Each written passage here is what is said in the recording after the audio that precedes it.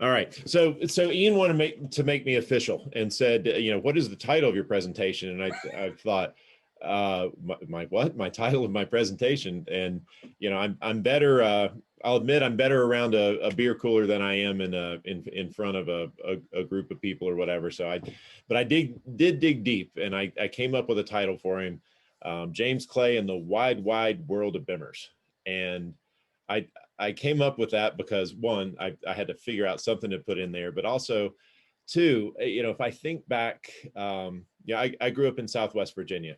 My parents, we were an Oldsmobile family, and we had Dad had a Chevy truck when he was a kid, but we had a lot of Oldsmobiles, and foreign cars were pretty foreign to us, so we didn't have a lot of BMWs in the area.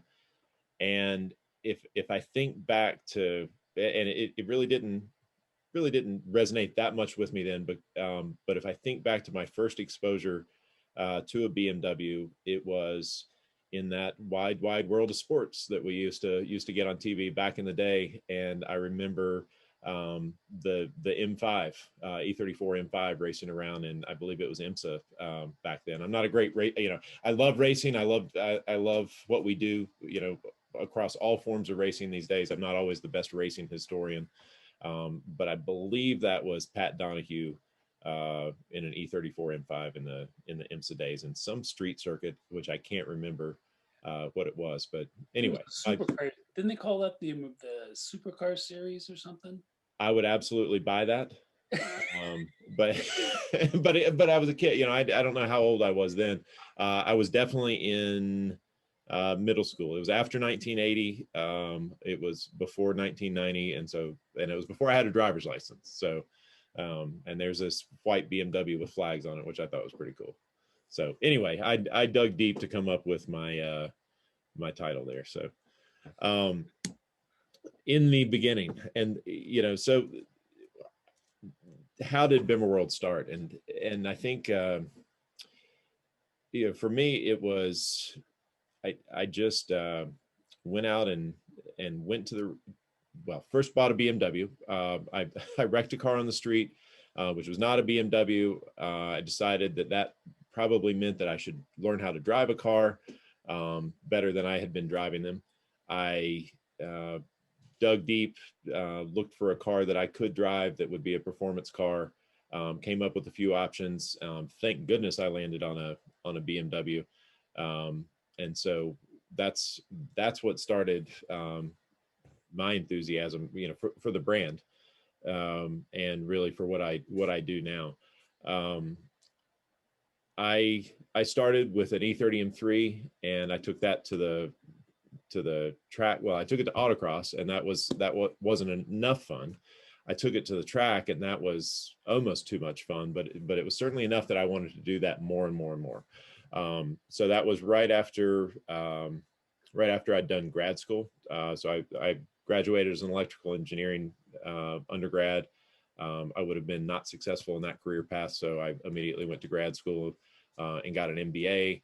Started at a job which wasn't nearly as much fun as playing with my E30 M3, which I got during grad school. So I started doing more playing with cars and less work. So I quit work and started BImmerworld.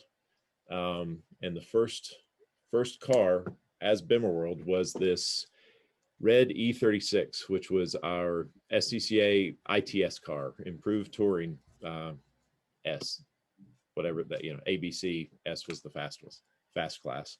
And I built this with my then partner, Barry Battle, who was also the guy that introduced me to the E30 M3. So I really appreciate that. This was our first BImmerworld race car. And we kind of dug in. We learned about club racing. We built customer cars. This was really our entry into that market. And through the whole thing, there's kind of the parallels of building our race car and building our parts business, because I came to this with however much money I'd managed to squirrel away and not blow on my own race car in year one of work before I quit work. And then whatever credit card limit I had that they'd given me when I was gainfully employed before they realized I wasn't. So that was kind of the money I had to kind of fuel the business. And um, these days that was enough to build an E36 325. So that's what we did initially. Now this car, and in that really close to that bottom format after it already had some battle scars and so forth, that was our first pro race car as well.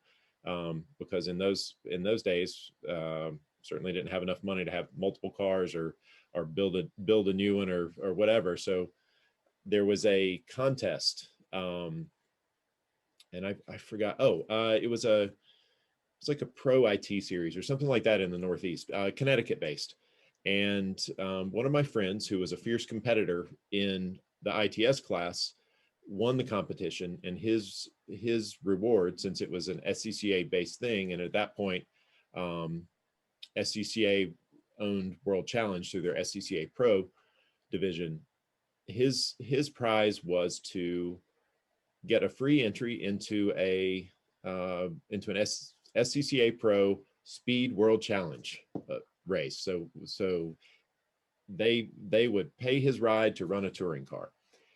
And they said, well, what team do you want to run with? And he said, well, I don't know. I've got this buddy and he has a car. I wonder if he'd put together a car and make a team for me. And, it was he's a good dude. And that was a generous gesture. And we took this car, converted it to one of these cars.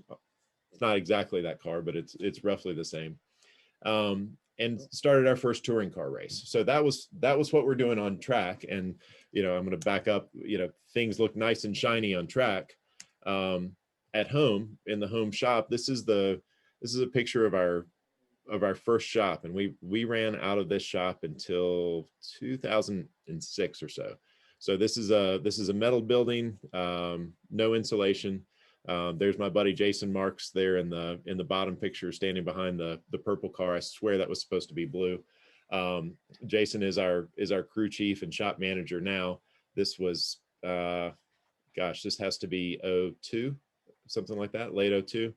And these purple, should have been blue cars were our first touring car team. So this is when we expanded into a multi-car team with 3 pretty junky E36s, but they got around the track pretty well, and allowed us to go into touring car racing.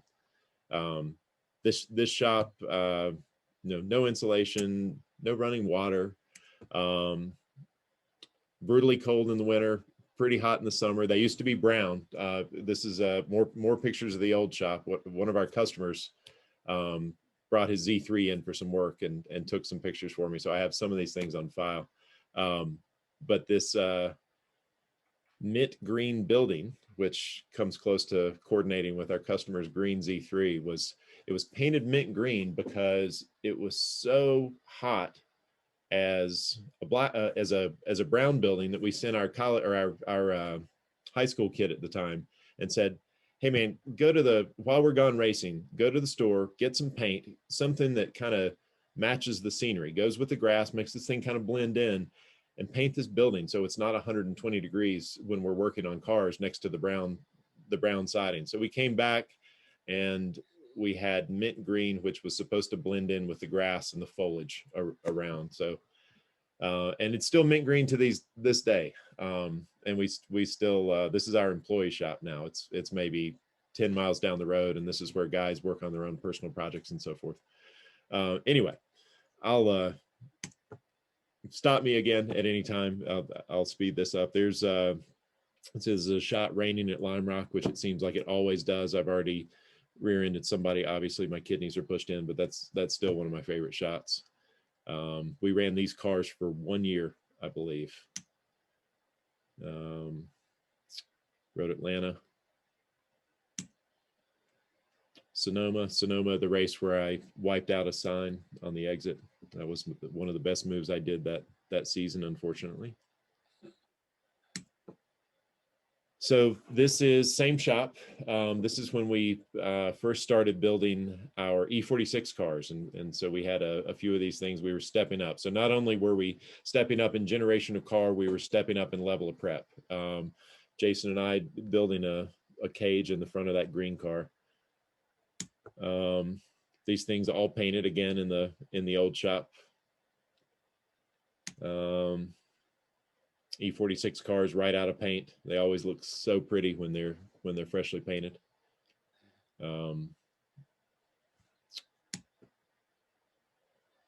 Next generation. So this has got to be 06, I believe, 2006 or so. This is our E90 cars. And again, these E90 cars built in the same shop, no heat, no water, all the, none of the amenities. We built these things from the first body in white cars that came into the US. So we bought these as body in white chassis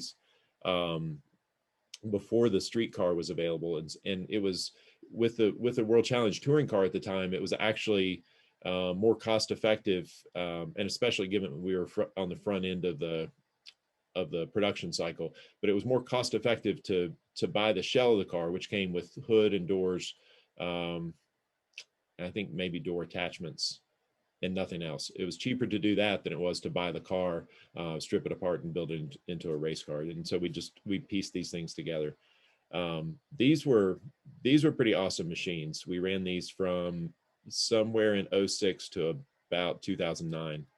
And we've had them come back in the shop recently, actually, and they're just they rev to 9,500 or something like that. It was limited by the series. I think they'll rev out to 11 or so. True 2.5 liters, unlike the U.S. market, which has a 3 liter, and they just call them a 325 or 328 or 330 based on output. These were true 2.5, high compression, big cam, side exhaust, just absolute screamers. By the end of the time, they had sequential transmissions. This was about in 06. These were about a $250,000 car, which is kind of wild. Our E46s were maybe $60,000 or $70,000 cars, and our E36s were probably about $25,000. They were pretty cheap to cobble together. Probably much more poorly prepared than a BMW IP car would be today, and cheaper to put together than an IP car. So, James? Yes, sir. Were these expensive because you were buying them as customers from BMW, or was there something else that raised the bar there?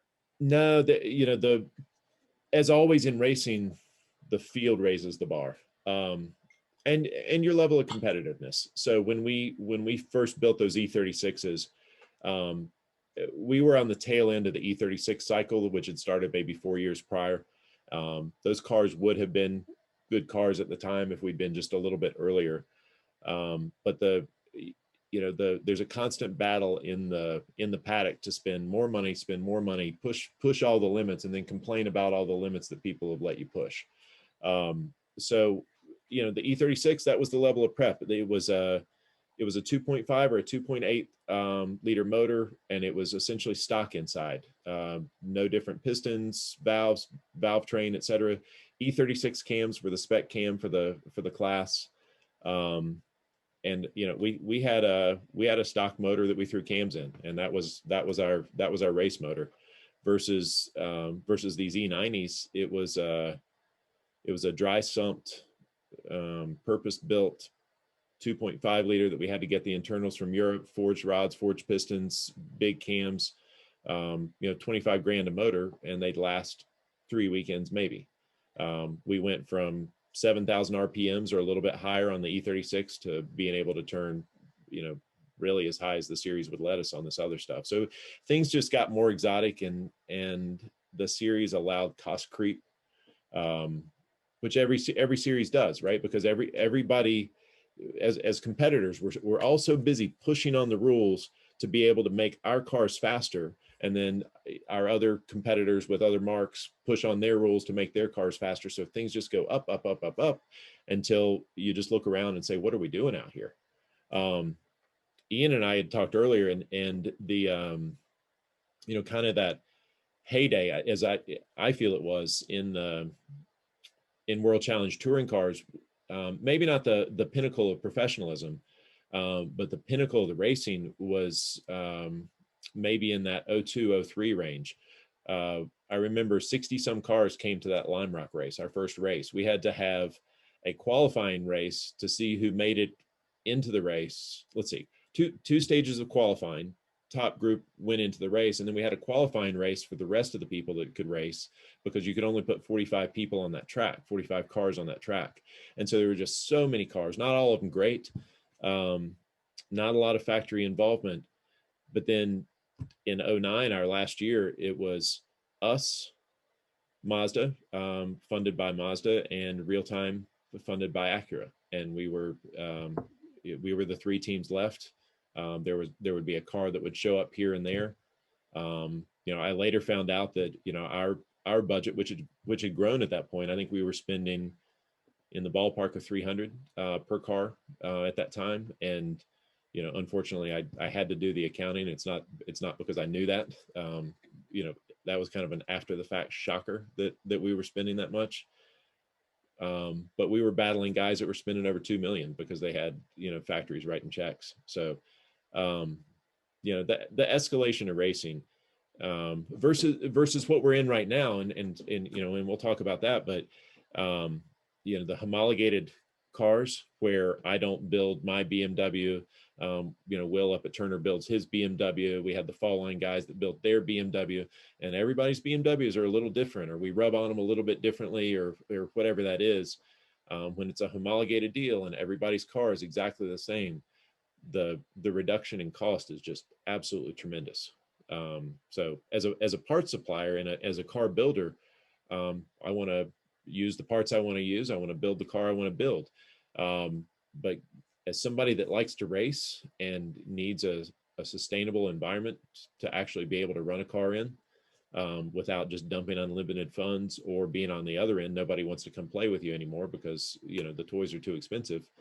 I really appreciate what we're doing with homologated cars, the GT4 cars, GT3s even, which are we've built some cars that touch those GT3 numbers, and then cost to operate is oddly similar, just because everything we build is a one-off and unsupported by BMW. So that was a long answer to your question.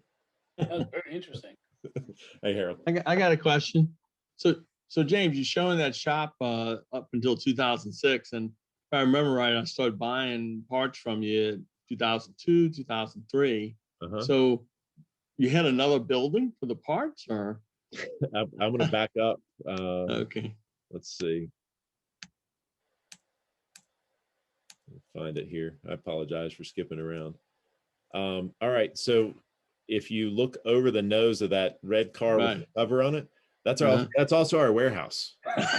So, and if you go further past the warehouse, on the other side of that row of shelving, that was our office space.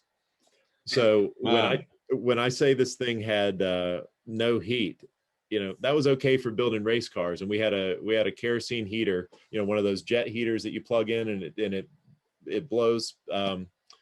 That worked pretty well. Every day started with coveralls. You stand in front of the jet heater for about 15 minutes. This is in the winter.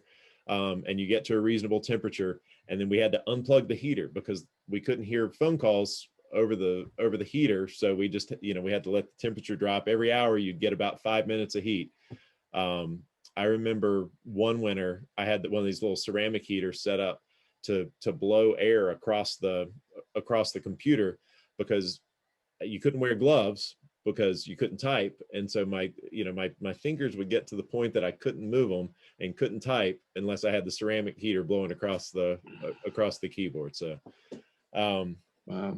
It was, stuff I would do when I was 20, probably things I wouldn't choose to do when I'm my age. I don't think I'd have the fortitude to start this business again, and certainly not do it the way I've done it.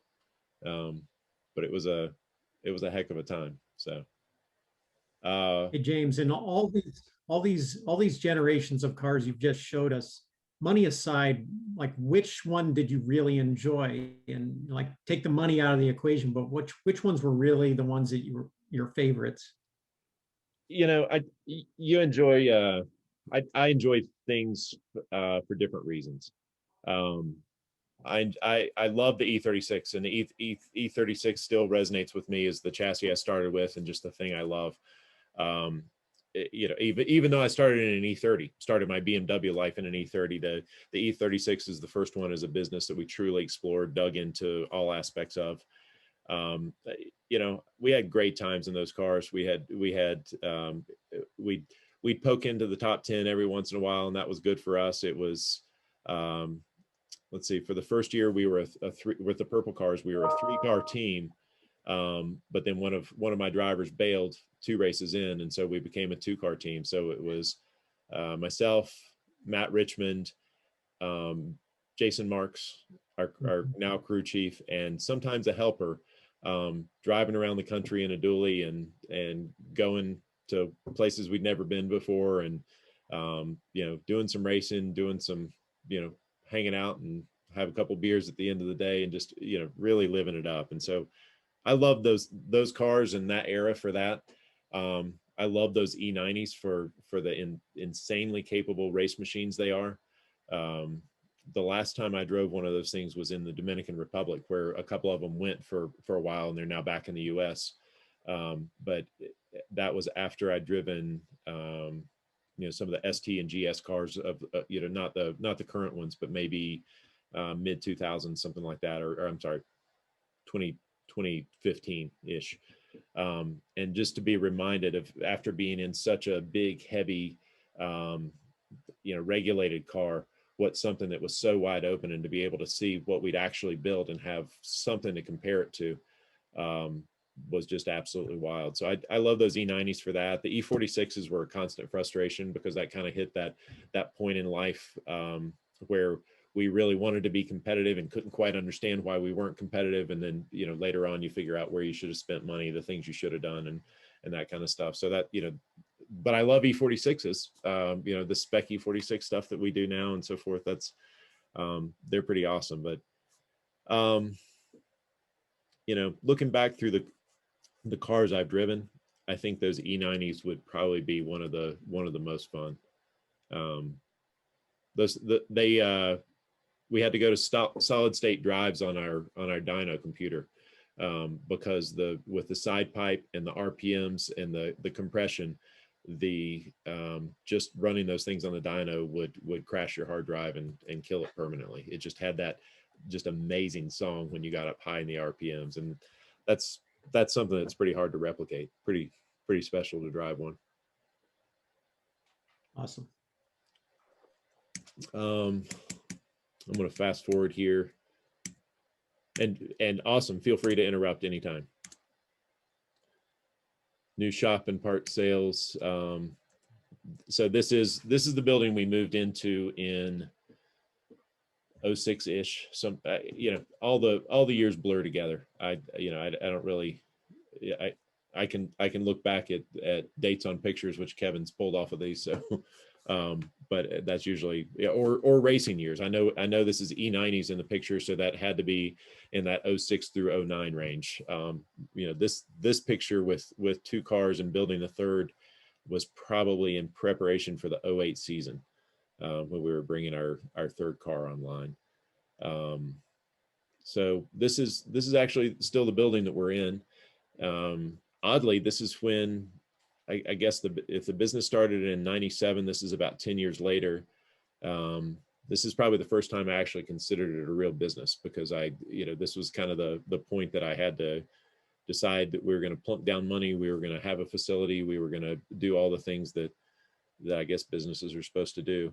And I guess this is probably, that makes that about 2 years before my parents decided that they finally agreed with what I'd chosen to do with life instead of gainful employment, which, by the way, I was employed by my father for that year and change out of school. So quitting after your parents pay for undergrad, I footed the bill for grad school. I worked for them and said, hey, this isn't as much fun as playing with race cars. I'm going to go do that. They were not proud for about a decade. So I'm glad we moved into the shop and made them proud. So it's wild to see this. So this is the same shop we work out of now. And it just feels like it's covered in cars and stuff. I think we have 10 cars back there, currently five GT4s as we're getting ready for our SRO season, just finished up Daytona, et cetera. So it's kind of cool to go back through these pictures and see what this place could actually look like if we didn't have all our stuff jammed in it. Some of my guys that are working in, you know, the warehouse was upgraded, Harold, so now we had a whole warehouse area. Phil Wers is the guy in the top right there pulling a pallet of wheels. So again, if this is 08 or so, 15 years later, Phil is our sales manager in the office, and you know, my number 2.5-ish guy, and just a huge asset to the company. We since remodeled the office. It no longer has the horrible wood paneling, although it had it for a good decade. We you know, we like to keep the money on the racetrack, not in the office. So these E90 cars were in 2010. So this was a transition from World Challenge to, at this point, it was Grand Am. So endurance racing. And I kind of wanted to go there before we built the E90 cars, and go do E46 M3s in Grand Am, but nobody else was super excited about it. So we didn't do it. We went a little bit later. I think these were ST class cars, and I think we were the first team in the ST paddock to pull up with a transporter, a full hauler. So it's kind of weird going from that World Challenge paddock where you've got, at that point, Real Time had, I think, 3 cars and 2 transporters and just the newest high-tech stuff, with factory budgets. And we were the guys showing up in our old Volvo and you know, white trailer, and you know, suddenly we put a wrap on the trailer and show up in this paddock, and we're the only guys with the transporter. So it's kind of like, oh, we're the big guy on campus now. This is pretty cool. So that lasted about a year, and before the escalation starts again. And again, the escalation is the teams, and the teams spending money. So we almost won the championship this year. We tied for the championship. We tied on the number of first place wins. We tied on the number of second place wins. And the car that beat us finished third. We had a fuel injector problem in the last race, so we were retired. They would have finished fourth until a car blew their motor in the last 10 minutes of the race or something like that, and came back. They finished third, so they beat us on the number of third place finishes in the season. So it was a good start to that series, but certainly a little bit frustrating. Bunch of guys we ran with. I looked a bit younger in that picture. It's kind of wild to see that. This was our 3-car E90 team, which had to be 12, I believe. Watkins Glen, everybody remembers that place. So this was, the top left was 2012. Bottom right in our GS car, that was 2011. On single year we ran that program. Came into it,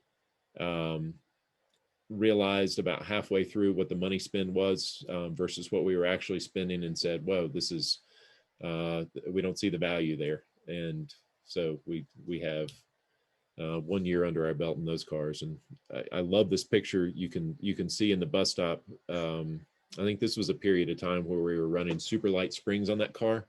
And these were Continentals. So this is essentially a rebranded Hoosier tire, a Hoosier DOT tire, not a Hoosier slick even. So good amount of air pressure. We had about a 500-pound spring in that thing. You can see that the rim, the wheel itself is almost touching the asphalt there, with that tire just jacked way up in the wheel well. So I just love that picture of that car. Next generation cars. This is our F30 328s. The only car I think we built that's possibly more expensive than those E90 touring cars. Not nearly as much fun, super frustrating. Ultimately fast, but just I think the bottom left picture is the same weekend at VIR that we caught that thing on fire, because a high pressure fuel rail, and we had an issue with that. And you know, that when that splits, that atomizes fuel at some ridiculous level, 3,000 psi or something like that. So those things were super frustrating, but we whipped them into shape. This is our last year running those cars. This is our championship season, and I guess this is Road Atlanta, so the last race of the year where we actually won the championship with Nick Galante, Devin Jones. Was the trouble that you were having with that car because it was a turbo and just harder to figure out? This car was one of the first in the industry that, it was new to BMW that it was a turbo. It was one of the first in the industry that was a direct inject turbo. So direct inject fuel injection, and the turbo added the complexity to it. We finally got the thing running. So we had the car, this is also the beginning of the cars becoming so integrated with electronics. And I mean, you can't unplug a taillight on one of these cars without it going into limp mode. It's tough. We had the power steering system was on something called FlexRay, which is a different communication protocol than CAN, which is what a lot of the car ran across. We took the approach early on of just pulling out all the electronics and doing it ourselves, which meant that we then had to figure out how to make this engine run on aftermarket electronics. And at that point, if you were going to run in IMSA, you had to run on Bosch electronics, Bosch is great for OE stuff. Bosch Motorsports is tremendously capable. We run some pretty impressive stuff on that now, but it's not wildly user-friendly. So trying to figure out how to make this little 4-cylinder direct inject turbo, which has such a small window where you can actually squirt fuel in there. And if you don't get your timing quite right, then you're going to burn pistons, or you're going to burn valves, or it's such a small window of operation on the fuel squirt, the ignition timing, and then add the variable cam timing and the turbo to that. It's just, it's almost a crapshoot. So that part of it, to get it to run, and then trying to keep something that I mean, this thing was really made for going from stoplight to stoplight. It's a 328. It's their base model car. It's not even a 335, which is still not an M3. BMW is really good at tailoring a car towards the typical user. M3s, M4s are great on track because they know that they're going to be running that environment. They build things appropriate for that. 335s less so, or whatever that model is. 328s even less than that. So they've got this little turbo that's great for squirting out from a stoplight. They've got this brick of an intercooler, which is great if you hit max power for 10 seconds and then let the thing cool off. But when you're running the turbo 10,000 RPMs and just holding it there for 4 hours straight, it's just really not sized for that. So we were battling what the car was, I suppose. And coming to I remember one year at Watkins Glen, all the Germans were over because they were introducing the new M6 GT3 car, and this was still at a time that we built everything that we ran, and so they really didn't know what was going on with us in the U.S. because I guess in Europe they had a couple of customer cars, still not what they do now, but they really didn't have insight into what the U.S. did, and a couple of guys came over that knew the designer of that motor, and they're like, "Whoa, you got that thing to run around the racetrack? What'd you do? That thing was a nightmare engine for us." And it's like, well, yep, it's a nightmare for us as well. But I don't know. We got it running. By the end of the program, that engine would run a year or so for us, which was tremendous because we were going through engines every about race and a half, and usually we'd end our second race halfway through it with a blown motor. So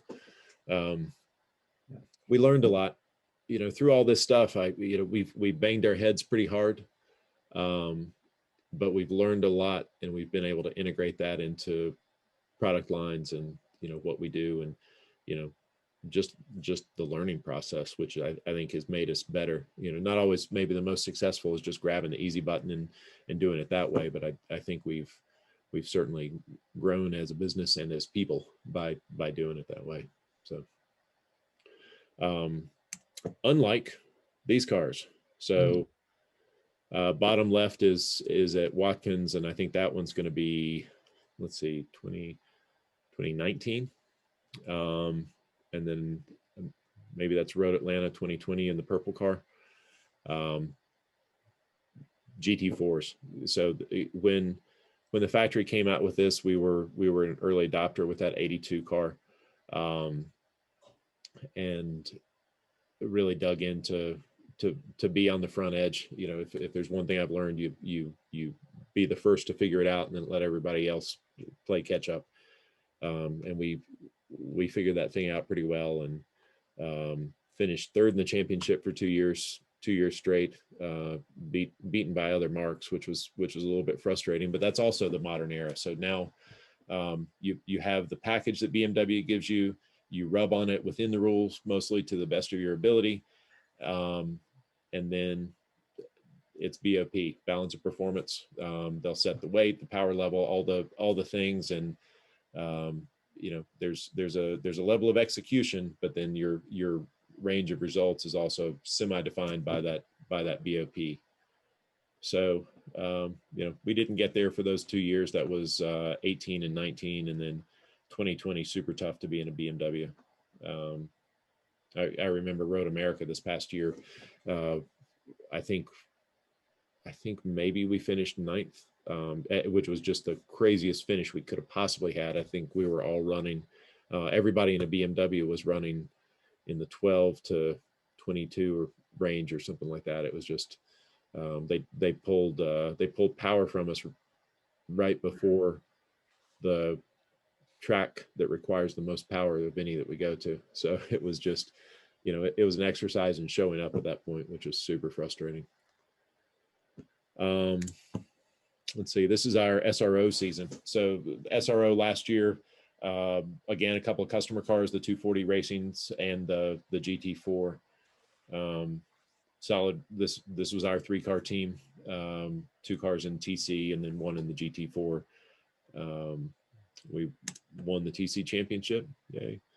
Won the Indy 8 hour. So pretty solid season for us last year, even though it was, like I said at the beginning of the discussion, it was super challenging to jam all that racing in. And by the end of it, super challenging to care if you raced, you know, for something that I love doing, and it, you know, has been something that's just driven me.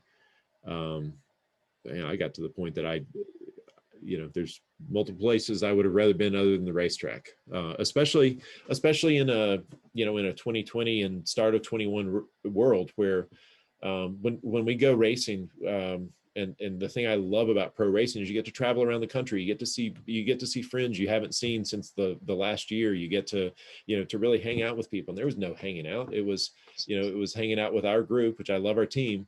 But just doing that, and the interaction was gone, and the ability to see friends, you know, people that you haven't seen in a while. It was, you know, kind of changed things. So we did the racing thing, put our head down, and got the season done. So James, do you feel that SRO is a better at managing BOP to keep the cars more equal? The thing I liked about SRO, BOP is so hard to manage, because on the surface it seems reasonable, and the challenge is getting cars that perform differently to perform in the similar windows, while still maintaining some difference. You know, a McLaren's always going to be a sleeker, faster car, so let them be a sleeker, faster car, but don't let them be faster in the turn. So you got to kind of equalize packages. And if you only raced at one track, you could do a decent job at that. But then you travel around the different tracks, and so you don't want to change at every race. So that makes it more difficult. Plus, if you have teams that are really on it, now the teams are working against you on the BOP. So, you know, in that 18 year where it was the first with that car, we didn't really have to work that hard, and we didn't work that hard to be able to put what we put on the track. And if we needed to dig a little bit deeper, we could. And we knew we had that to lay out there. So you've got teams that are that are working against you when you're trying to balance the BOP. And it's just a very difficult thing to get right. IMSA tries to get it right with these minor adjustments over a season. And sometimes they're very slow to act, or that, it feels like sometimes they need, 3 or 4 weekends to understand that this is a problem. That we've seen the tools that they use and the metrics, and they're impressive, but it doesn't account for some things. It doesn't account for the fact that if I've got an Audi that's particularly good on aero, that car will never be maybe quite as fast, but it always keeps tires under it longer in the stint. And so if we're looking at lap times, that car never raises its head and says, hey, you should slow me down. But if I look at consistency of lap times or distance completed in the time of the race, that car always does better. So it's a matter of what they factor into the metrics. The thing I love about SRO, and it's a crapshoot over there as well, but it's a rotating crapshoot. So they divided into A, B, C, D tracks based on, is it a high speed track, low speed track, technical track? They have different ways they classify it, and then they do have different BOPs. And I have less faith in their ability to balance BOP than I do IMSA, but neither one of them's getting it right. But at least there's a revolving door. And so maybe I can, I know I'm going to show up to Sonoma for the first race of the SRO season. I know the BMW is not going to be particularly good there. It's a low grip track. It has tight turns. The BMW doesn't get out of those turns very well. They're not going to specifically make me better at that track, even though they have they have the ability to, based on a certain type of track, but they're not. We have specific problems at that track that make it difficult for us. But I know when we go to VIR that we're going to be good, because they're going to be on instead of a C track BOP, we're going to be on an A track BOP, and the BMW has less weight, has this adjustment done, this power stick. So I think everybody gets a chance, and you get a chance to rotate through. Ultimately, it depends on your execution, and I think that's to me, that's what racing ought to be. Is it should have a major weight on your execution in a given weekend. So I do like that about SRO. Well, I mean, to me, when you were saying how IMSA, they change things through the season, I would think that if you're going to do a BOP, you should be doing it a different one for each track, for each car, because, I mean, you can't. I mean, so what happens a lot of times at Daytona, the BMWs do really well, and then they kill y'all for the next race. I mean, look at all the BMWs up front. The GT4s up front at Daytona, and you almost feel like, oh man, are they going to clobber them now? Well, Daytona is a totally different track. I mean, it should be a totally different BOP than everything else. So I say IMSA is the same. We do uniquely have everybody in IMSA has a unique Daytona BOP. So that is they recognize that is a totally different track. Okay. And IMSA Sebring is a minor outlier. They do treat that one very slightly different from the others. One of the worst things that happened to us as BMW is that, and I mean, gosh, BMW is always tough because the cars do everything well, and so that then they become the benchmark. And when you're the benchmark, that's never the good place to be. Beyond that, BMW is just such a straight shooter, and they just want to build the car in the way that makes sense, they think, for the series. And the series says, well, we'd like this, and they say, well, that makes sense, we should do that. There's a lot of factory components on that GT4 car. We use the factory transmission, we use the factory electronics. There's so much factory stuff versus like a Mercedes, which uses a transaxle, a racing transaxle, which as does the Mustang uses a sequential, aftermarket sequential gearbox. Bosch Electronics, Bosch Motorsport, ABS, all that stuff. We've got the same button in the car programmed a little bit differently that you would in a street car for traction control. And so, it's awesome that BMW looks long term and says, yeah, this is what's going to keep this thing from escalating and just going off the rails. But it's almost like we handicap ourselves a little bit when we do that. you know, in that example, that Audi that's, you know, that's faster over a long run. I mean, a car that's able to engage traction control properly and able to have motorsport ABS that works at that level is going to keep tires under it for a longer duration, and that's an advantage. And it's an advantage that's hard to quantify. So that's tough. It's a tough spot to be in.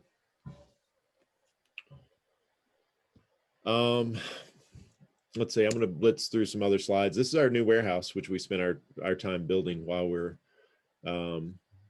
we were parked, I guess, for the season. There, Harold, more parts for you there than our little one single section of wood shelves that we had, what, 15, something like that years ago. Current shop or current office space. I think we filled every nook and cranny we possibly can. So we're working on building more nooks and crannies here in the near future. Current shop. This had to be taken recently. Harold, that's the top left is the twin to your current car, undergoing similar problems that you've had. So we're working through that.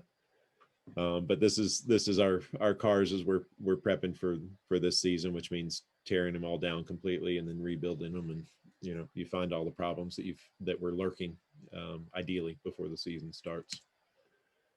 Pikes Peak. You know, I'll hit this real quick. This is Pikes Peak is one of these things that's again, I saw as a kid on TV. I thought it was certainly interesting, you know, a pretty wild thing, and didn't put too much thought to it. In maybe 2016, the guys from Optima called me while I was at Daytona. I'll remember I was standing on the fence looking into the International Horseshoe, and we were there for the Roar weekend before our big Daytona weekend, and they said, what are the biggest races in the world? And I'm like, well, you know, the Indy 500, the Daytona, and they said, no, you know, with real cars that will carry our battery. And so then I started thinking a little bit more, okay, like, you know, Baja is a pretty cool thing. You know, the ring, they have that 24-hour race at the ring. That's pretty wild. You know, and started my thought process. Pikes is one of those that I came up with, and so it was a two-part question apparently. And the second question of the two-parter is, okay, now which ones do you want to do? And so I wasn't really expecting that, and I got the nudge to do Pikes Peak and to race the ring that year. And then unfortunately the Pikes Peak thing kind of bit me and turned out to be maybe not enjoyable in a pretty sadistic way as far as I'm concerned, because I'm afraid of heights. I don't love mountain stuff like this, and you know, that strip of asphalt is pretty wild. But it's a tremendous sense of accomplishment. If you're this picture is down from maybe 2/3 of the way up the race course, not the mountain. That's pretty tall in the mountain. This is from about 12,800, and you're looking down onto the W's. From the foreground, the part that you can see to the strip of road that's going away in the farthest left-hand portion is about 1,500 feet of drop in about 2 miles or so of a little ribbony wind up the mountain. So wild strip of asphalt. The first weekend was our E92 M3, which was supposed to be a street car, and kind of got caught mid-build and said, oh, we should do Pikes Peak. And so we kind of had to whip it into shape and get it ready to run this event. Fun project car for us, and fun event. I was 6th that year. I think that was, let's see, so I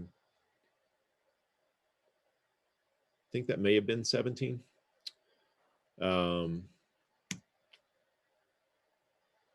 I skipped a year. Let's see.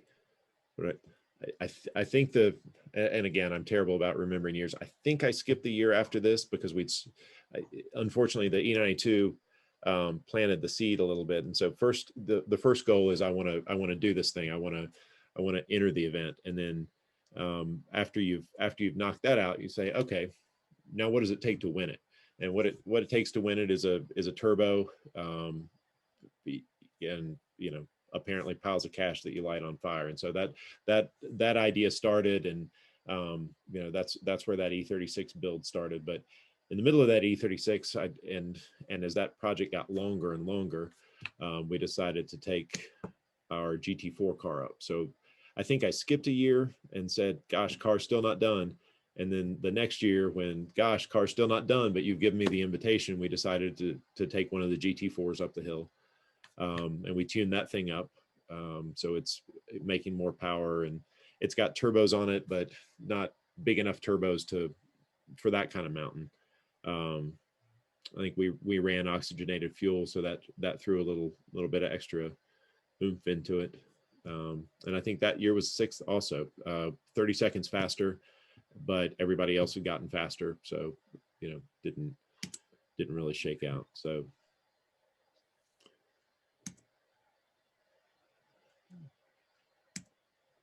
this is one of the faster stretches in there. In this GT4 car, that was about 135 miles an hour. Still below the tree line, which is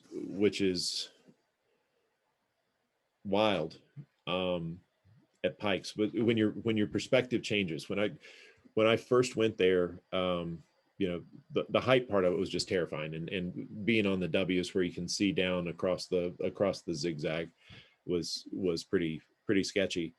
And I remember at about 12,400, something like that, you break out of the tree line.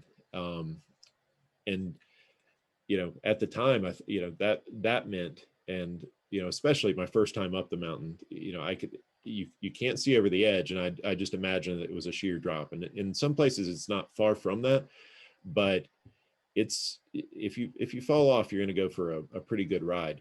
But below the tree line, if you can land in the trees, then the trees will catch you. And that is, for some reason, this thing that we think of, when we're at a racetrack, and it's been a pretty bad deal when guys have hit trees at a track, found a weakness in a barrier or been able to launch over and run into a tree. That usually doesn't end particularly well. But on the mountain, somehow trees are some of the most comforting things that you drive around. So zinging through the trees at 130 plus, in this car, it'll be 160 or so in the new car.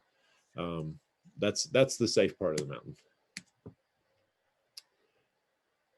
Let's see, starting line on race day, and another top right is a run up the little W section. Looks pretty flat in the picture. And this is our E36 build. So this thing started as a fairly tame E36 wide body, to put bigger wheels and tires. We were going to put aero under it. The tunnels shown here are the big aero component. It wasn't supposed to be under a tube frame, but we were going to have the tunnels, which provide the downforce, and super important, make the car lightweight, make it suck down to the ground, put a big motor in it. The big motor was supposed to be an N54, factory turbo. So anything designed to run a turbo from the factory should be more reliable. We were going to crank that thing up to about 900 horse. I still have the motor. It's going to go in something. But it was a pretty peaky motor. And I had an M6 street car at the time with this big turbo V8, and that thing, with no effort at all, made 700 at the wheels. And so I think at this point this was the point we were missing the first year of running this car. So around June, we said, okay, or May, we're going to pull the plug. We're not going to run the E36 this year. We're going to have a full another year to build it. And so I said, oh, a whole nother year. Well, then let's figure out how to put the V8 in it. Let's just chop the frame rails off. It's a little too wide at the front. Let's chop the frame rails off. We'll figure out how to shove this thing under there. So this was our major decision point on that thing. Let's get a more reliable motor in there, something that's less peaky. It escalated. So what was a shell car became a tube frame car. We don't show a lot of the tube frame pictures because I still want people to feel like it's a BMW, and it is. You know, it's a certainly has huge BMW parts content, BMW motors.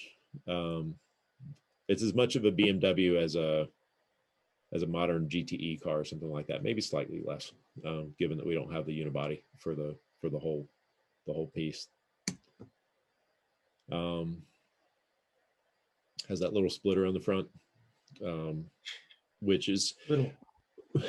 right, which I can stand and bounce on. That thing is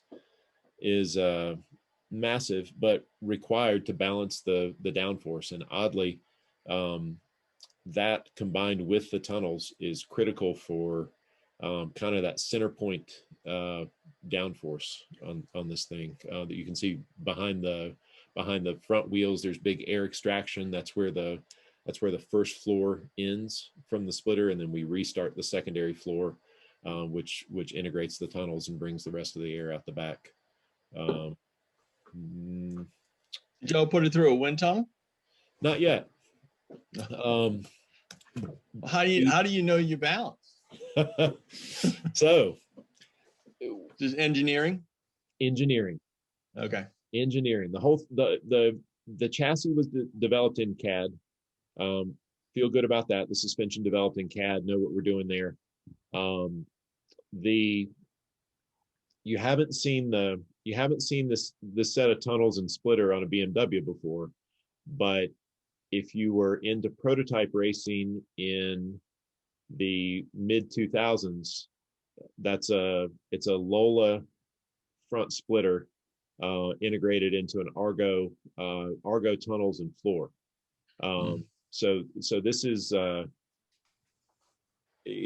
we don't have the money to do this thing at that level with aero but we can integrate best practices. So this is a proven aero platform for the underwing of the car. It just has a BMW stuck on top of it instead of a little piece 675. Hey, James. Yes. Before you go on, as you mentioned, the splitter is massive, and a lot of times with big splitters, people have problems that the suction pulls it down, or it vibrates. How is that supported? There's no stanchions or anything. So, and I wish you can't see. Well, that's probably why my mouse doesn't work, or does it work? No. There are bars that support this. So this is hung with inch tube.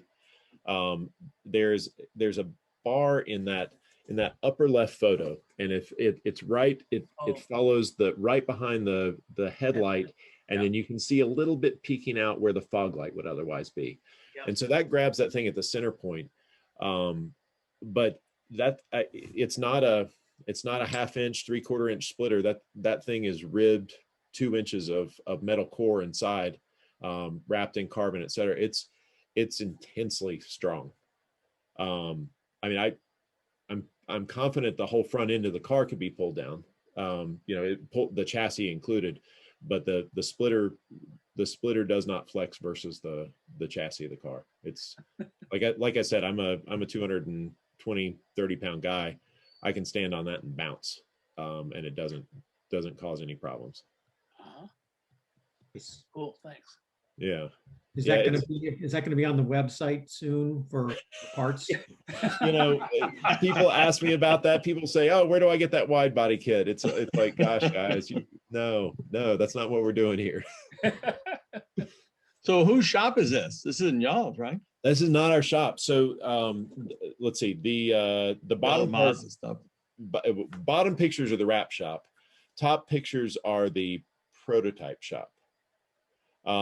So this thing was going to be an in-house build, and we sent it down to the guys that do prototypes. So Wayne Yon is our engineer and has been since 2007, maybe, in the World Challenge program.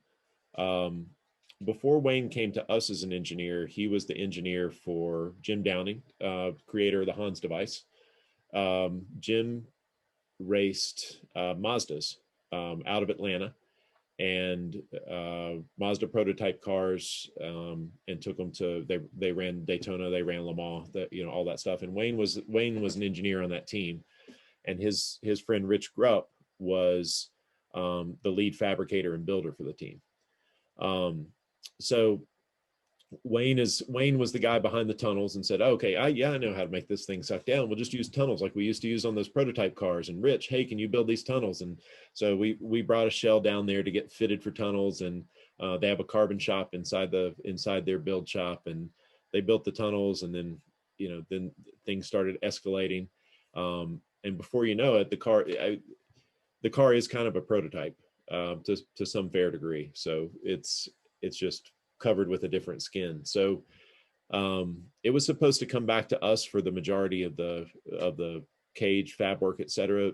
But Rich ended up doing that as the fabricator for the car, and so it became my BImmerworld project to manage more than my BImmerworld in-house build, which is a weird and a different thing for us. But you know, I coordinated all the resources that we've had from racing. So it was Eric Scheib, who's done our electronics for 10, 12 years, did all the electronics for this car. Roush up in Detroit, not Roush Yates in North Carolina, who took over our engine project on that N20, did the engine development for that P63 motor, which we're also running on Bosch. And they did our initial Bosch integration on that N20 engine. So there's a lot of lessons learned kind of earlier in our racing career that made its way onto this car. Our carbon shop that does a bunch of our production carbon work also has all the molds for the IMSA body work. And so that's where we got the IMSA body that's on this car. Different carbon shop did all the underwing, you know, somebody that does prototypes. Wayne designed the suspension, chassis, etc. And then it's just a matter of machining that stuff out. So they're gonna try to race it this year or 2022. I've got my 21. I've got my invitation. The car is currently, this is its finished form. Testing down at Road Atlanta. This is on its, I think, initial weekend. We've shaken everything out. I feel pretty good about where we are right now. We've currently got the majority of the engine out. We've done all our testing work on a mule motor. So the engine in the car for testing in these pictures is a P63 from Motorsport. It's one that didn't pass their leak down tests after production. So P63s are unlike some of the earlier, more exotic stuff. You know, the factory has the same challenges we do.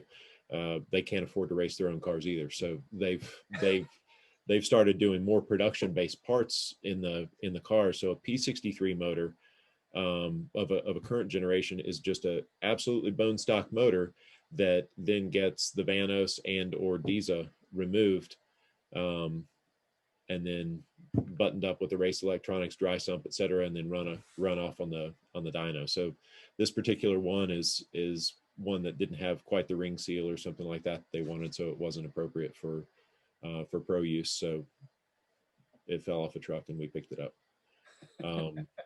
But we've got the more exotic version that's waiting to be run off, and is probably going to be run off this week or next, which is fully forged internals, big bored out heads with a big liner to support the horsepower rating. It's already got big turbos on it, but we can only get about 700 wheel as it sits before we start bending rods. And so right now we're limited to about 7,000 RPM, 700 wheel horsepower. The new motor is good to, well, we're going to run it to 84, 86, 100 RPMs and about 1,300 horsepower on alcohol to help with the cooling. So that's what's being prepped right now, and then that'll drop into it. And still a little bit more work on development of suspension, but I think we're getting closer. I say we're getting closer. Last time out, we moved the roll center 9 inches in the rear and remachined front spindles. So we're still taking pretty big swings at it. But we were it has E46 rear trailing arms, and we were retaining, which worked really well. The challenge with the suspension is the packaging, and we have a transaxle, so we could have mounted A-arm rears. But the camber curves are really good for that E36, E46 rear suspension on it. And unlike the newer stuff that we have challenges in racing, it doesn't have a lot of anti-squat built in. So the suspension moves freely. It's not geometrically opposed, which doesn't help with your tire loading.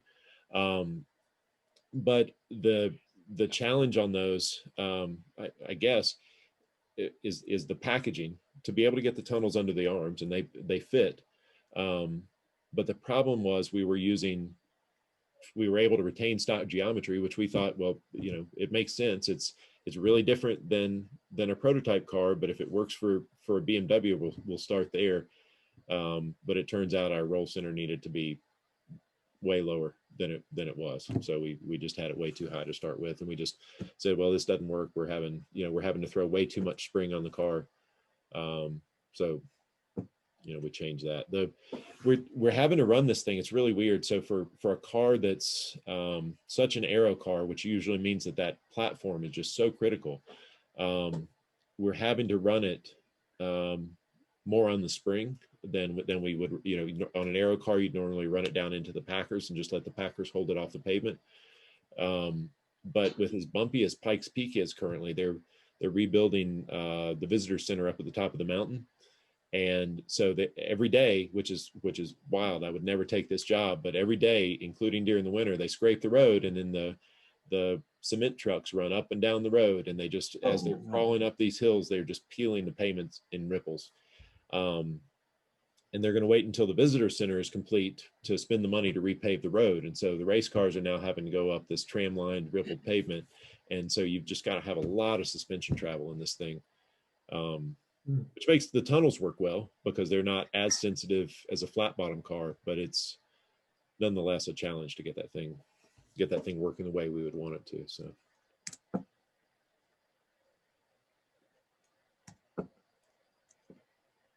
looks cool. Yeah, wildest thing I've ever driven. So I got a Especially question. when you get that engine in there. Right. Bill's got a question. Yep. Yeah, my question is, am I right? Does that diagonal brace on the roll cage right in front of the driver's face? Yeah, it is. Isn't that a little distracting? Oddly not. Interesting. It's, we sell this defrost grid because in a race car, when you have to have the windows down on a cold, damp day, it's almost impossible to get the humidity off the front windscreen. And so we accomplish it by laying essentially an aftermarket rear defroster grid on the front windscreen. And when people get into that for the first time, they look at that thing and they're like, how, that's the most distracting, annoying thing I've ever seen. How am I going to drive with this thing right in front of my face? And you press the start button and that thing just disappears. And I wouldn't say that bar, it's like 1.5 inches, and it really is just kind of right in front of your eyeballs. I don't think that one completely disappears. But it's very minorly distracting. It's not your biggest problem. How about that? No, I would imagine that. What's the purpose of that bar, James? It's kind of unusual. It's stiffness. One of the biggest challenges on this thing. It has this pretty impressive firewall frame system, but then you have this massive open rectangle. So it ideally in chassis construction you break it down to as many small triangles as possible, and it's just fairly difficult to do with the front windscreen. So it's stiffness of the car, but then also it's protection. But this thing has 7-point belts in it. So versus a standard 5 or 6 point, we've got the same straps over the shoulders, the lap belts. We have the 2 sub belts that go to either side of your leg, and then we have another one that pulls straight down in the center. So, if this thing does have a significant rollover, first of all, there won't be intrusion into the car because you are fairly nicely surrounded by bars, but the driver is going to be, well seated in that thing as well. Well, Thinking of roll cages, have you been to the museum in Colorado Springs or Pikes Peak? Because they have, No. you're laughing, you must have seen it. They have the car that went down like 600 or 1,000 feet, and it's in the upside down position that it landed, and the roll cage is actually deformed, but, Yeah. but the guy survived. Yeah, that was Foley, and I can't remember. I always think it's Robbie, and it's not Robbie. It's another Foley. But anyway, it's that was the year that was the last year that they still allowed a co-driver or passenger. So much like a rally race, you would have a co-driver telling you when the turns are coming, how fast to be, etc. There was a passenger in that car, and they said, don't think passengers are a good idea anymore after that deal. But no, that was in that W section, and it's a turn that looks like another turn, and one turn you're flat, and the other turn you brake, and that's it's above 12,000, so call it 12.5 or something like that. That's over 10,000. If you're a pilot, I think you're required to wear oxygen and have that whole thing. He didn't have oxygen, so there's pretty sure that he got the two turns confused and maybe had a slow brain moment there. But I don't need to see that. I know the story. I did unfortunately watch the video. It terrifies me. Just driving that mountain terrifies me. So I don't need anything else in my head. So no, I know exactly what you're talking about, and I have no desire to see it. Yes. Are you wearing oxygen? Yes, absolutely. Okay. Oxygen is awesome, and especially at that altitude. But it just keeps you sharp. Sure. You want to be. I've got an oxygen meter, and so I was out skiing last week, and I play with it on the mountain. So you first get to we were at around 10,000. You first get to 10,000 feet, and you watch your oxygen go from like 98 to like mid 80s or something like that. If you're the first day on Pikes, when you get to the top in a rental car doing no exertion, etc., you have to focus on your breathing, or you'll be below 70, and below 70 is not really good, just even. Wow. So you need to having that oxygen keeps you at almost 100 all the way up, and keeps your brain sharp, and there's no room in that for you not to be at your absolute sharpest. Yeah. Bill, do you have your hand up? Is that what that is? That was what it was. I had that. That was my question. I'm sorry I didn't see that earlier. No, it's okay. You can take it down. Oh, I don't know how to do that. I don't know how to do it either. Hey, James, while we have a minute, Sure, I just want to thank you. I want to thank you for everything you do for the club and for the club racing, and especially the club race school, because this past summer at Watkins, I attended the second club race school, and I'm good buddies with Sean McKenzie, and I had an absolute blast. Wish you could have been there, and thank you for everything you do for us. Yeah, absolutely. Thanks. This is how I started. It's what I love doing, and the best thing about what I do with the business and so forth is it gives me the ability to keep doing what I love doing. So happy to be a part of it. Thanks for having me. Yeah, as a racer, as a club racer, we couldn't be doing this without BImmerworld. I mean, we could not be, especially when you're racing other marks. The stuff I do with the endurance racing. BImmerworld is so reliable, and so one of the things y'all have done such a great job with is developing the parts and understanding the right parts for us to be buying, so that we have reliability. So appreciate that a lot. Well, thank you. Appreciate it. Hopefully we're going to see you in June, maybe at Watkins Glen. Is that possible? It's possible. It's on the schedule. Right. If it happens. Yeah, exactly. Yeah, we're it's sometimes weird to realize that not the whole world or the whole country is functioning like my little compartment of it. And I've been racing across the country since mid-June of last year, and comfortable doing it. And we have protocols in place, but I say across the country, we don't go into Canada. We haven't gone into the Northeast. I think I can go to Germany, but it's not super easy right now. So certainly hope we get back up to the Northeast. All right. Well, do we have any more questions for James? Wow. Well, Questions. Appreciate it. Always questions. Well, you know where to find me if you have any others, and Yeah. always love talking to people. So, feel free. well, thank you so much for coming to our inaugural talk, and thank you for everybody for coming. And I will turn off the recording. So now you can start saying what you really mean.